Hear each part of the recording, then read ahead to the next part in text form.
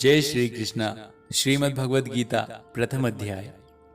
धृतराष्ट्र बोले, हे संजय, धर्म भूमि कुरुक्षेत्र में एकत्रित युद्ध की इच्छा वाले मेरे और पांडु के पुत्रों ने क्या किया, मुझे बताओ। संजय बोले, राजा दुर्योधन ने व्यूह रचनायुक्त पांडवों की सेना को देखा और द्रोणाचार्य के पास जाकर यह वचन बोले, हे आचार्य, आपने बुद्धिमान शिष्य द्रुपद पुत्र धृष्टद्युम्न द्वारा चक्रव्यूह खड़ी की हुई पांडु पुत्रों की इस भरी सेना को तो देख ही लिया है।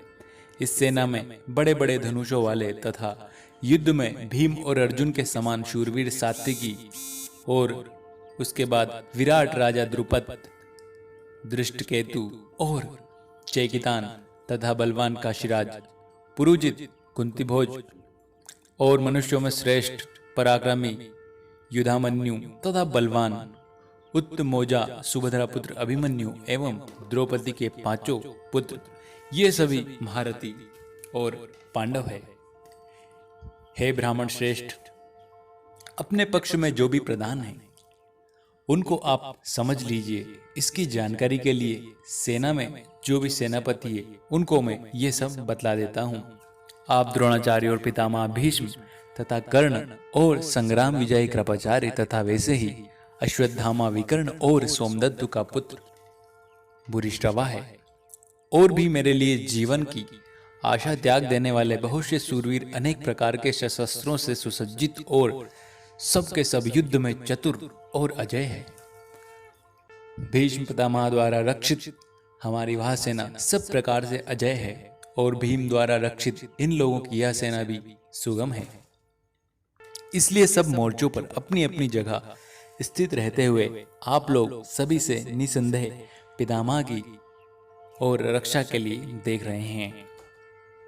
हे पितामह, कौरवों में वृद्ध बड़े प्रतापी पितामह भीष्म ने उस दुर्योधन के हृदय में हर्ष उत्पन्न करते हुए उच्च स्वर में सिंह के दगाड़ के समान गरजकर शंख बजाया। इसके पश्चात शंख और नगाड़े तथा ढोल, मृदंग और नरसिंगे आदि बजने लगे। एक साथ ही ये सब की आवाजें गूंजने लगी। उनका हवा शब्द बड़ा भयंकर हुआ। इसके अनंतर सफेद घोड़े से युक्त उत्तम रथ में बैठे हुए श्री कृष्ण महाराज और अर्जुन ने भी अलौकिक शंख बजाए।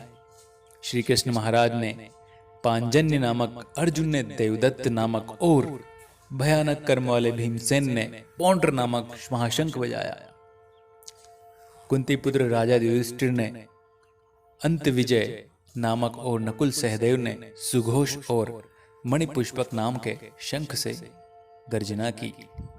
श्रेष्ठ धनुष वाले काशीराज और महारथी शिखंडी तथा धृष्टद्युम्न तथा राजा विराट और अजय सात्विकी, राजा द्रुपद एवं द्रौपदी के पांचों पुत्र, बड़ी भुजाओं वाले सुभद्रा पुत्र अभिमन्यु, इन सभी ने राजन ने अपने अलग अलग शंख बजाए और उस भयानक शब्द ने आकाश और पृथ्वी में गुंजाते हुए धृतराष्ट्र अर्थात आपके पक्ष वालों के हृदय को विदीर्ण कर दिया है। हे राजन, इससे बाद कपिध्वज अर्जुन ने मोर्चा संभालकर डटे हुए धृतराष्ट्र संबंधी को देखकर उस शस्त्र चलते हुए की तैयारी पर धनुष उठाकर ऋषिकेश श्री कृष्ण महाराज से यह वचन कहा, हे कृष्णा, मेरे रथ को दोनों सेनाओं के बीच खड़ा कर दीजिए और जब तक मैं युद्ध क्षेत्र में डटे हुए सभी योद्धाओं को भली भांति इन विपक्षी योद्धाओं को अच्छी प्रकार से देख न लूं, इस युद्ध रूप व्यापार में मुझे किन किन के साथ युद्ध करना है तब तक उसे वहां पर खड़ा रहने दीजिए। दुर्बुद्धि दुर्योधन का युद्ध में हित चाहने वाले जो जो राजा लोग इस सेना में आए हैं, इन युद्ध करने वालों को मैं देखना चाहता हूँ।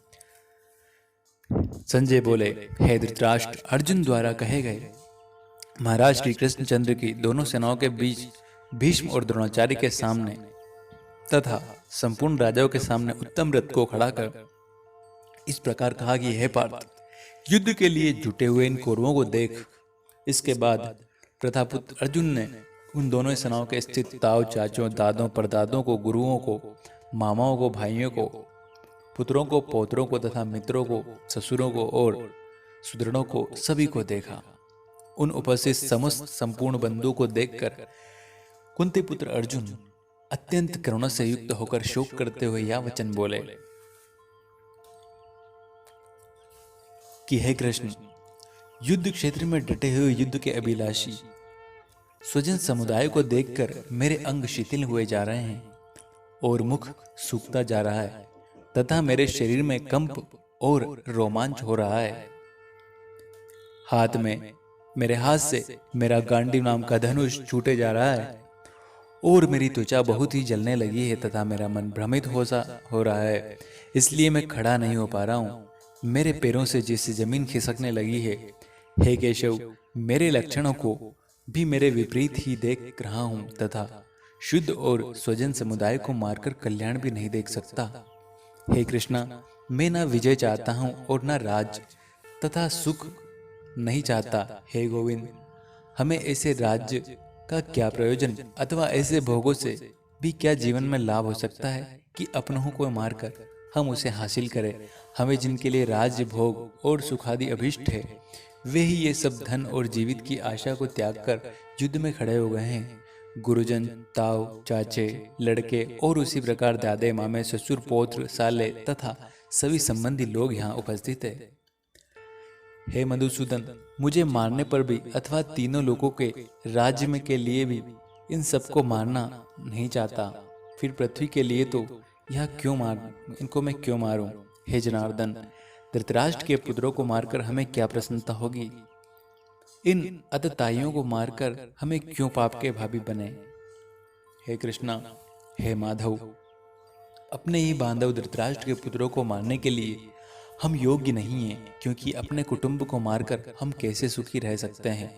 यद्यपि लोभ से भ्रष्ट चित्त हुए लोग कुल के नाश से उत्पन्न दोष के लिए मित्रों के विरोध करने के लिए पाप के भागी बनते हैं, तो भी हे जनार्दन, कुल के नाश से उत्पन्न दोष को जानने वाले हम लोग इस पाप से हटने के लिए क्यों विचार कर सकते हैं? कुल के नाश से सनातन कुल धर्म का नष्ट हो जाएगा तथा धर्म का नाश हो जाने पर संपूर्ण कुल का नाश निश्चित है। हे कृष्णा, पाप से अधिक बढ़ जाने से कुल की स्त्रियां अत्यंत दूषित हो जाती है और पाषाणेय स्त्रियां दूषित हो जाने पर स्वर्ण कंकर उत्पन्न हो जाता है। वर्ण संकर कुल घातियों और कुल के नरक में ले जाने के लिए होती है। लुप्त हुई पिंड और जल की क्रिया वाले अर्थात श्राद्ध में तर्पण से वंचित इनके पितृलोक भी अधोगति को प्राप्त होते हैं। इस वर्णन संकारक दोषों से कुल घातियों के सनातन कुल धर्म और जाति धर्म नष्ट हो जाते हैं। हे जनार्दन, जिनका कुल धर्म नष्ट हो गया हो ऐसे मनुष्य निश्चितकाल तक नरक में निवास करते हैं, ऐसा हम सुनते आए हैं। शोक हम लोग बुद्धिमान होकर भी महान पाप करने के लिए तैयार हो गए हैं, जो राज्य और सुख के लोभ में स्वजनों को मारने के लिए उद्गत हो गए हैं। यदि मुझ शस्त्रहीन एवं सामना न करने के लिए शास्त्र हाथ के लिए धृतराष्ट्र के पुत्र रण में मार डाले, तो वह मरने के लिए भी अधिक कल्याणकारी होंगे। संजय बोलते हैं, रणभूमि में शोक से उद्ग्रत मन वाला अर्जुन इस प्रकार कहकर बाण सहित धनुष को त्याग कर रथ के पीछे भाग में बैठ जाता है। इस प्रकार श्रीमद् भगवद गीता का प्रथम अध्याय समाप्त होता है।